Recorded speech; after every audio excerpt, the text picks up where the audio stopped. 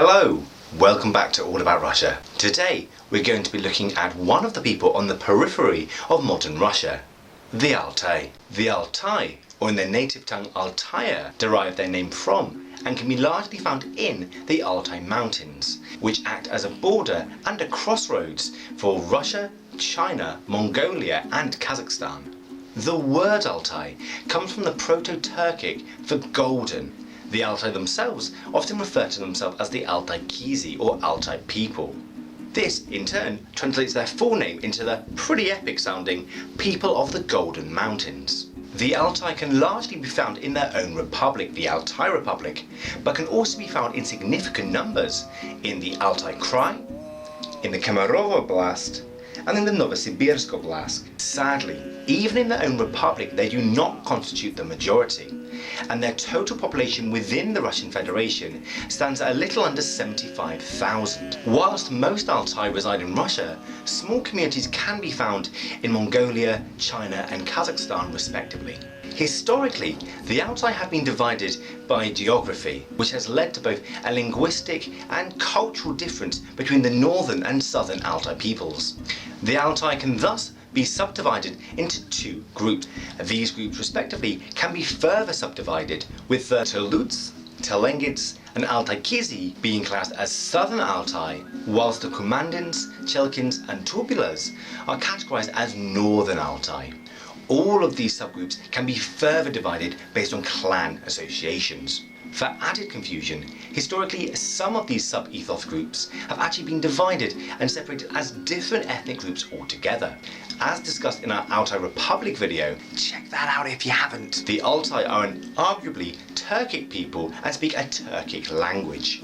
The Altai language is in the Gorno-Altaisky branch of the Siberian Turkic branch of the Turkic language family tree. Technically, the Altai language is actually two separate languages, divided again into North and South. Within these two languages, each ethnic group have their own dialect, which can be largely understood by the Altai in their own group. The Altai language is largely spoken by the Altai people and receives official support from the Altai Republic. There is a unified written form of Altai based on the Altai spoken by the Altai Kizi.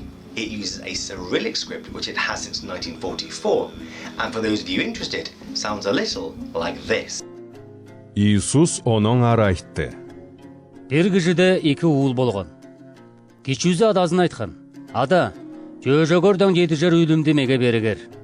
Адазы жөөжөнү уулдарына бөлүп берген. Саада бай кичүү уул онжосун жууп, ыра хороонго атанган. Анда ол салдым, баалыр жүрүп, акчасын үрөп койгон. As we mentioned in our Altai Krai and Altai Republic videos, the origins of the Altai are actually shrouded in quite a lot of mystery. The Altai are first mentioned in Mongol sources in the 13th century, who refer to them as Teluts or forest people. But the region they inhabit has been inhabited for thousands of years. There is much speculation as to who has been living there this entire time, made further muddied by the fact that the Altai themselves are actually a mixed people. The arrival of the Mongols in the 13th century did not make this any clearer, and a general north-south divide quickly appeared upon the people living in the region. The northern tribes were generally more Turkic, both in language and in physical appearance, whereas those in the southern tribes had a more Mongolian pattern of speech and physical outward appearance. Regardless of the ethnic origins of the Altai, in 1273 they were conquered by the Mongols and forced to pay yasak. Due to their remoteness, the Mongols ruled with a very light touch and allowed the Altai to continue their nomadic way of life, herding cattle and practicing limited agriculture within the valleys of the Altai Mountains. The Altai during this period lived a life not dissimilar to other steppe peoples, living in yurts outside along their herds, which could be moved at a moment's notice. The Altai were included among the many people who owed fealty to the Yuan dynasty. When the Yuan dynasty fell to Ming forces in 1363, the main Mongol powers formed a new confederation in the north of the four strongest Mongol hordes, known as the Four Oirat Horde. The Altai gradually became a greater part of this confederation, which, although Mongolian in origin, had large Turkic elements. The Russians first come into the story in the early 16th century, when armed Cossacks were able to impose Yasak on some of the most northerly Altaian tribes.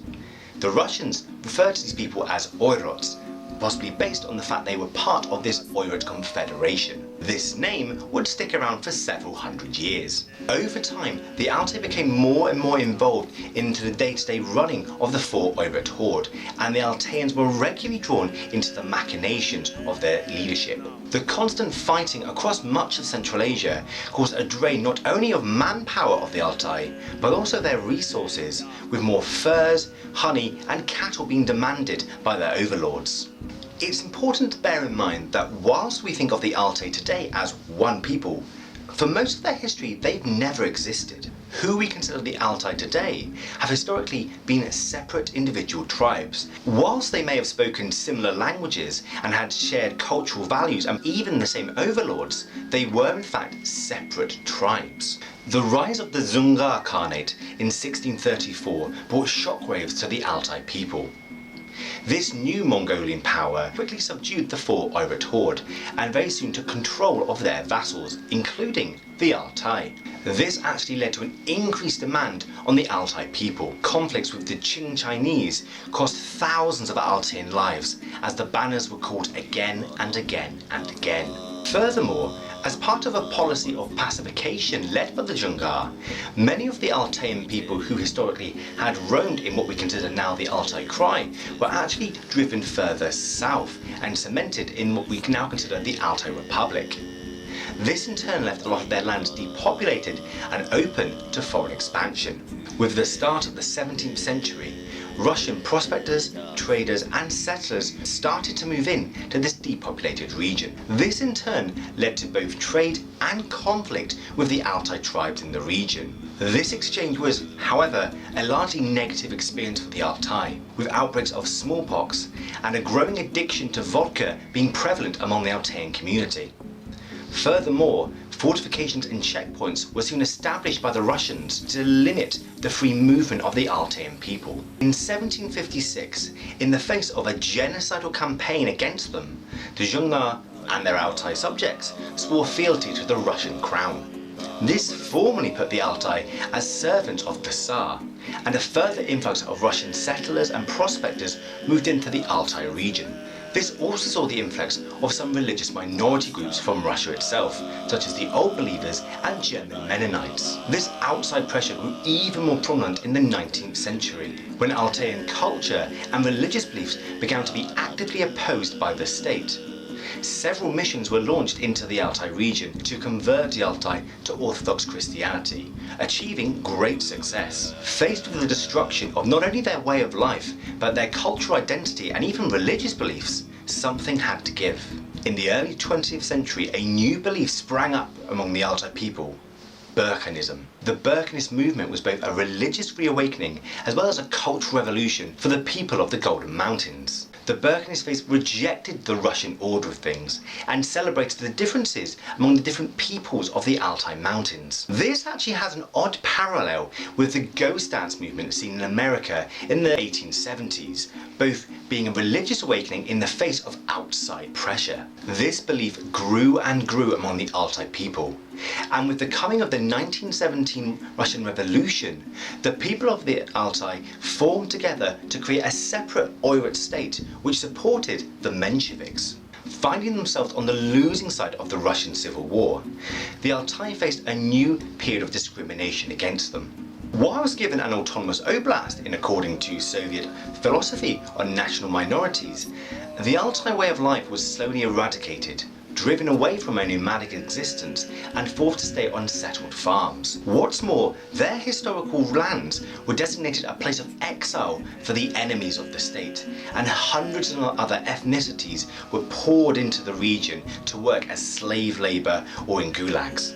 In a move intended to weaken the solidarity of the Altai, the Burkhanist religious leaders were rounded up and either shot or deported even further from the region. Even their tribal affinities and Oirot connections were reduced by the state, with a pan-Altai identity being encouraged among them. This was to separate them from any other Turkic or Mongolian ethnic groups within the Soviet Union.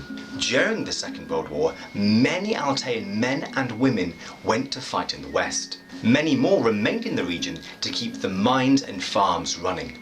Serving as a place of exile, many Axis prisoners of war or other traitors to the state were deported to the Altai region. However, the memory of the civil war was still fresh in the leadership of the Soviet Union, and many of the Altai leaders were accused of pro-Japanese sympathies, were rounded up and again shot or deported. This actually went so far as to deem the word Oirot counter-revolutionary, and led to the name of the region being rebranded the Gorno-Altaisk Oblast. By the 1950s, the Altai were a minority in their own lands. The Sovietization of all the ethnic groups within the Soviet Union had led to a loss of both their language and culture, identifying more now as Soviet citizens. Whilst many of the Altai identified simply as a Soviet citizen, in the villages it was slightly different. Those there kept the language, the culture and the traditions of the Altai alive. And when the Soviet thaw came in the 1980s, these villages led the revival of the Altai way of life. Today, whilst a small people of the Russian Federation, the Altai are a thriving part of it, with their culture and community growing ever stronger year by year. But it's worth remembering that even the idea of the Altai is perhaps a little flawed. They have always been a multi-ethnic people, blended over time to share a common language, common values, and most importantly, a common culture. Traditional Altai life had always revolved around living outdoors, and even today, whilst most Altai live in sedentary villages that do not move, most families will have a yurt in the back garden. This often acts as an extra room in summer or a guest room for people visiting. Their nomadic history is strongly seen in their cuisine, with many meat-based dishes, stews and barbecues being popular. The national drink of the Altai is a drink called ariki, a fermented milk-based vodka which is often toasted at weddings and other celebrations. The Altai, possibly due to their associations with Mongolian and Turkic tradition, also practice a form of throat singing called Altai Kai. It is most commonly heard when reciting epic verses from the poetic Eddas of the Altai. For those of you interested, it sounds a little like this.